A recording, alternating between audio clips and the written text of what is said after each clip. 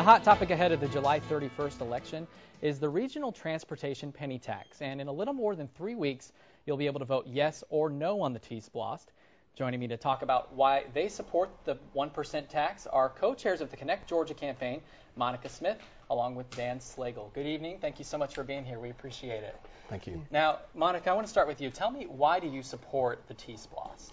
Well, it really comes down to three issues. One is an opportunity for us to invest in our communities, economic development through the creation of jobs that would be funded through this program. The second thing is safety, improving the safety of the transportation network in Middle Georgia and throughout the state. And then the third is the local control, that our local elected officials have had input and given feedback from the community, created the plan of the transportation projects that will be covered by the TSPLOST. Now, I've got a quick overview of the TSPLOST. You know, $876 million are supposed to be generated in the Middle Georgia region, which is Region 6. Dan, tell me why that's so important for our region here. Well, one of the big reasons, aside from what Monica just mentioned as far as job creation and boosting our local economy, is the Savannah port is currently undergoing a upgrade, and it's being deepened.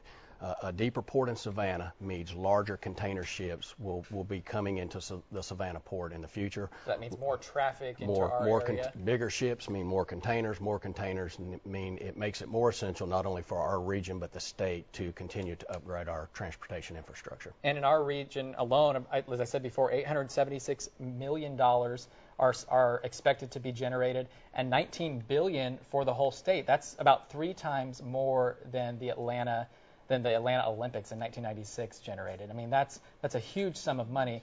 Now, where does this money going to be where is it going to go, I guess, is my question. Monica? See, where the money is going to go is actually what happens is in each region, the funds that are collected are funneled back to the region, and 75% goes to the projects that have already been identified by our regional elected officials, and then 25% goes back to the individual communities for use on the transportation projects that they have at their discretion. And one of those projects that comes to my mind immediately is the I-16, I-75 split here in Bibb County. Very, some consider it very dangerous. I know I've had a couple of close calls on that split. People have died on there. That's one of the projects that's being talked about.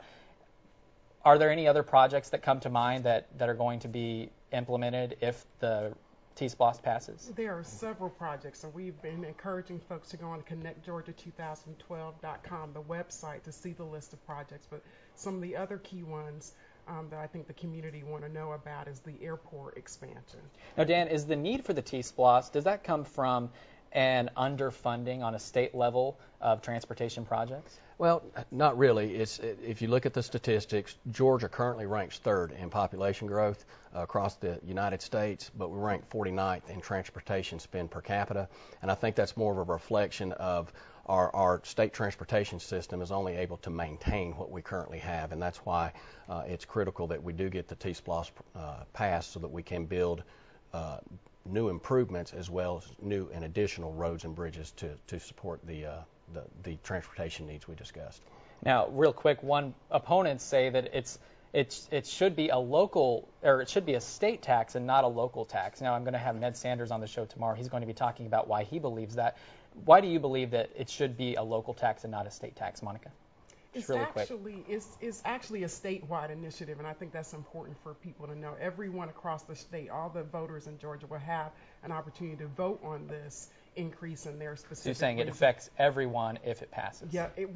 In our region, it affects our region specifically if it passes, but voters throughout the state of Georgia will be voting for their regional projects as well. Well, Dan Slagle, Monica Smith, thank you so much for being here. I appreciate it. And tomorrow on the news at 6, as I said before, we'll get the other side to this issue. House and County Commission Chairman Ned Sanders will join us. He's against the TSPLOST, and he'll tell us why. Again, you can get the most clear, accurate, and to-the-point political coverage right here on 41 NBC ahead of the July 31st election.